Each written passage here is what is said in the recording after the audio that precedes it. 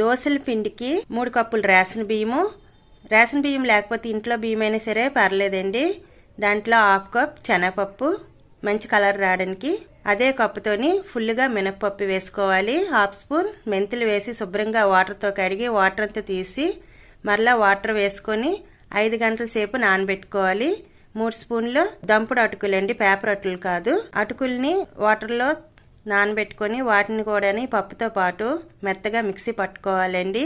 ఇది ఫ్రిడ్జ్లో పెట్టుకోకుండా బయటే నైట్ అంతా ఉంచి రెండో రోజు మార్నింగే వీటిని మొత్తం కలుపుకొని మనకి దోశలకి ఎంత కావాలో అంత తీసి కొంచెం వాటర్ మనకు టేస్ట్ తగ్గట్టుగా సాల్ట్ వేసుకోవాలి. మొత్తం కలుపుకున్నాక దీన్ని పాన్ పెట్టుకొని దానిపైన వాటర్ కొంచెం పైన జల్లి హై ఫ్లేమ్లో పెట్టి దోశలు వేసుకొని పైన కొంచెం ఆరిన తర్వాత 1 స్పూన్ ఆయిల్ వేసుకొని ఈ విధంగా దోశలు వేసుకోవాలి.